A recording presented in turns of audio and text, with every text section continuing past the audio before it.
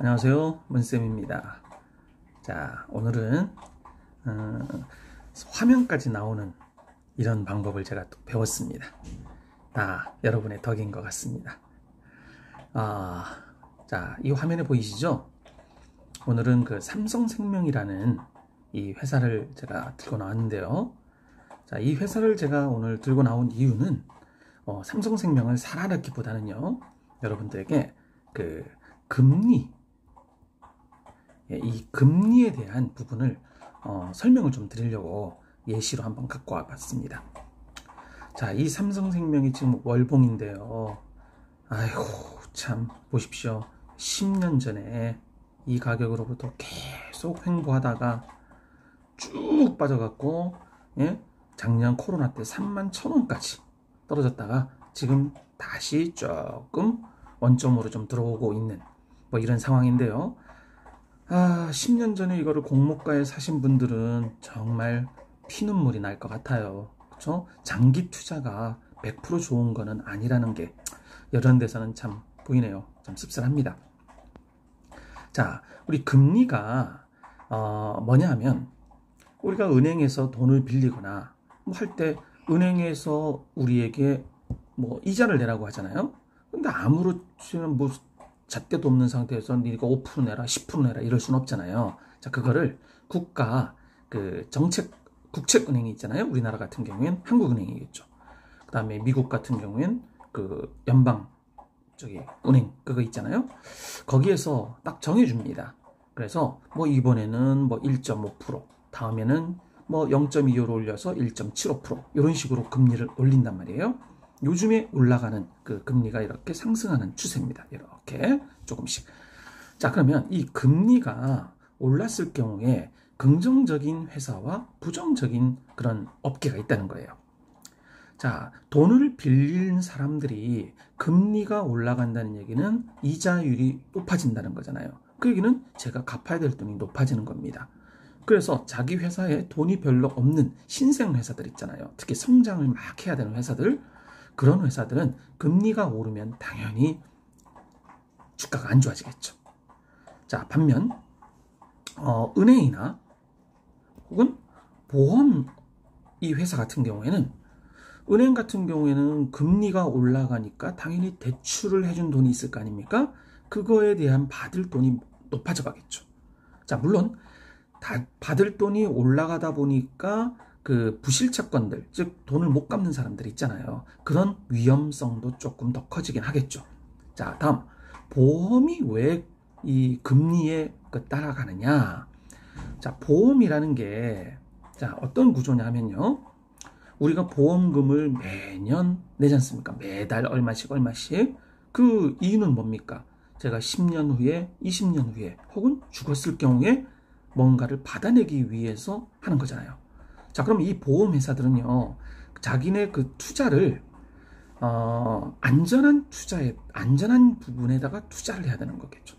자, 우리가 일반적으로 자산에는요, 안전자산이라는 게 있고요. 그리고 또 하나는 조금 불안전한 자산이 있겠죠. 그럼 안전자산은 어떤 거냐? 채권이 있어요. 채권. 다음 불안전 자산이 주식 같은 게 있겠죠. 다음 이 채권에도요, 여러 가지가 있는데 국가에서 발행하면 국채, 지방 뭐 서울시나 아니면 제주도 같은 경우에 지방에서 발행을 하면 지방채, 그다음 회사에서 발행하면 회사채가 되는 거예요. 자, 그럼 그 중에서 가장 안전한 건 당연히 어디겠습니까? 안전자산이 채권 중에서도 국채가 되겠죠. 자, 이 국채도 중에도 뭐 브라질 같은 굉장히 좀 안전하지 못한 나라에서 발행한 국채도 있을 거고, 다음 미국처럼 전 세계의 최강대국인 미국이 발행하는 국채도 있겠죠. 그러면 우리가 보험회사 같은 경우에는 당연히 어디에 투자를 하는 게 맞겠습니까? 당연히 미국에 있는 그 국채를 사는 게 맞겠죠. 자, 그리고 그 국채도 1년짜리를 사겠습니까? 장기간을 사겠습니까?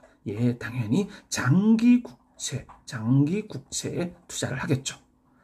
자, 그런데 그 투자가 자신들이 처음에 투자할 때는 뭐 0.5% 정도였는데 이게 시간이 쭉 올라가면서 그 국채 그 금리가 1.7 정도로 된다고 쳐봅시다.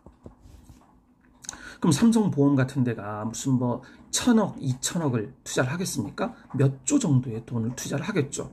당연히 그 갭에서 금리 차에서 오는 이익이 엄청날 수밖에 없습니다. 그 이익이 당연히 재무제표에 나타나겠죠.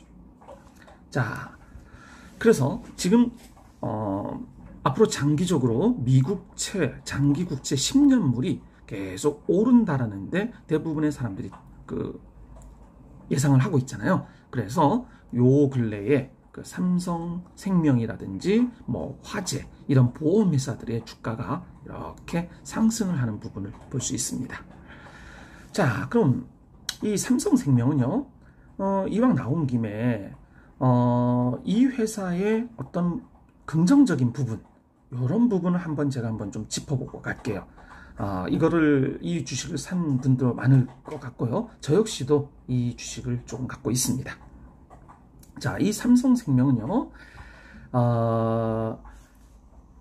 시가총액이 지금 얼마인 줄 아세요? 14조입니다.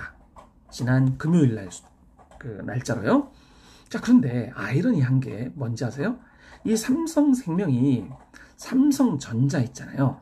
삼성전자를 8.5%를 가지고 있어요. 즉 삼성전자의 대주주죠. 그런데 그 가격을 따져봤을 때는 삼성전자의 지금 현재가로 따지면 36조라는 거예요. 아니, 이런 일이 있을 수가 있어요? 자, 나는 지금 14조짜리밖에 가치를 인정을 못 받는데 내가 갖고 있는 회사가, 즉 아들 회사가 36조라는 거예요. 그럼 어떻게 내가 36조를 갖고 있는데 내 가치는 14조밖에 안 됩니까? 말도 안 되죠. 이런 부분이 지금 일어나고 있다는 거예요. 자, 그래서 이 회사의 그 PBR, 우리 배웠죠? 이 PBR이 0.3밖에 안 되는 거예요. 아니, 1도 아니고 0.3이랍니다. 즉 자신의 가치의 3분의 1밖에 못 받고 있다는 거예요. 엄청난 저평가죠. 자, 그리고 또 하나가 뭐냐면요. 우리나라의 그 보험업이나 이런 부분에서 금산분리법이라는 게 있어요. 금산분리법. 자, 금융하고 일반적인 산업하는 이 회사는 따로 분리가 돼야 된다. 이 얘기죠. 자, 그러면서 여기다가 그 보험업을 개정하고 있는 그 박용진 의원이 지금 계속 올리고 있는데요. 3% 이상을 금융회사는 어떤 회사의 위험 자산에, 아까 주식 같은 거에 3% 이상은 소유하지 못하게, 이런 법을 지금 만들고 있어요. 자, 그 얘기는 지금 삼성전자의 몇 프로를 가지고 있다고 했습니까? 8.5%죠. 그 8.5%를 3% 이상은 못 갖게 되는 거예요. 자, 그런데 여기서 문제는 뭐냐면 삼성전자에 지금 36조를 갖고 있는데 그 36조가 그대로 삼성생명의 자산에 들어가 있느냐? 그게 아닙니다. 즉, 이 삼성전자의 예전 몇십 년 전 그때 가격에, 즉 매수한 시점의 금액을 지금 삼성생명 그 자산에다가 집어넣고 있는 거예요. 그런데 이 보험법이 개정이 되면 어떻게 되느냐? 현재가, 즉 당시 매입가가 아니라 삼성생명의 지금 현재가를 장부에다가 올리게 돼 있어요. 그 얘기는, 자, 삼성생명이 요게 통과가 되면요, 32조라는 돈을, 그 주식을 팔아야 된다라는 그런 계산이 나옵니다. 엄청나죠.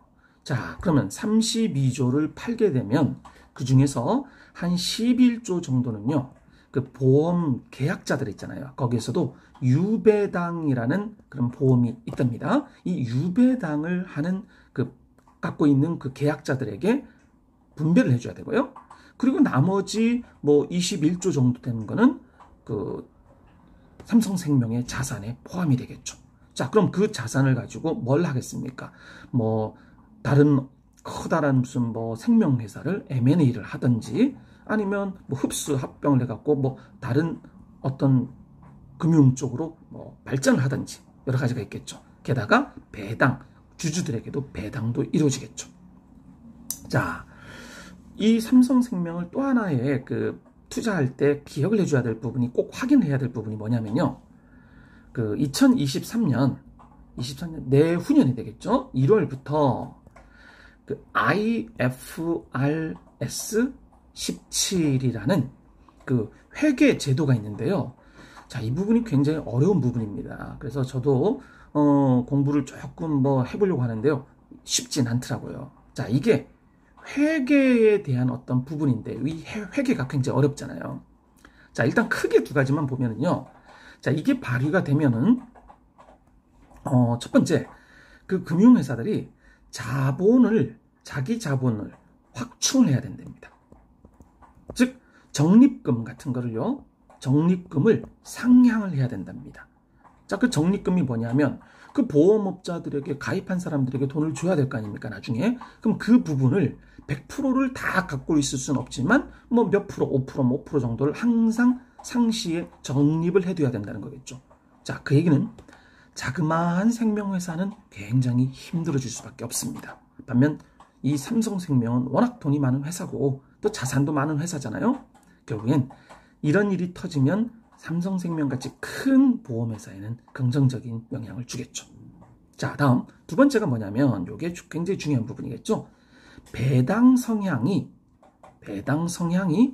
높아진답니다.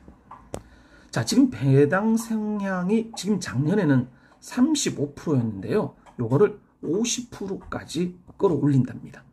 자, 여기서 우리 배당 성향이 뭐냐면요. 간단히 말씀드리면 그 회사가 돈을 벌잖아요. 그럼 순이익이 나오겠잖아요. 그럼 그 순이익 중에서 최소한 내가 50%, 즉 1000억을 벌었으면 500억 정도는 주주들에게 배당을 해줄게요 하는 요 성향이에요. 자, 작년에 35% 했다는 거는 1000억 중에서 제가 350억 정도만 배당을 하고 나머지는 650억 정도는 그냥 갖고 있다가 다른 투자를 하겠습니다. 이런 거잖아요. 그래서 배당 성향이 높아진다는 건 당연히 이익이 일정한 상태에서는 주주들이 받을 그 배당은 높아진다는 얘기입니다. 자, 아시겠죠? 자, 이런 그 굉장히 중요한 사건들이 앞으로 이 삼성생명에게 계속 지금 남아져 있습니다. 자, 게다가 뭐니 해도 삼성생명이 예전 그 처음 상장했을 경우에 그 당시에 그 공모가가 아마 11만 원 정도 했을 거예요. 근데 이 11만 원인데 지금 얼마입니까? 7만 원까지 떨어졌잖아요. 그게는 굉장히 저평가되었고요. 이 저평가된 이유는 다양한 그 분분한 의견들이 있습니다. 그 뭐 지배구조 있잖아요. 삼성가의 지배구조, 그 돌아가신 이건희 회장이 갖고 있던 그 주식 부분들, 이런 것 때문에 굉장히 복잡합니다. 자, 그렇지만 제가 판단했을 때 이러니 저러니 해도 삼성생명은 지금 배당만 해도 내년에 보통 한 4,000원, 4,000원에서 5,000원 정도까지를 예상하는 분들이 많습니다. 그럼 4,000원만 해도 지금 뭐 얼마입니까? 거의 6% 정도가 돼가는 거겠죠? 5,000원이면 7% 정도까지도 되는 겁니다.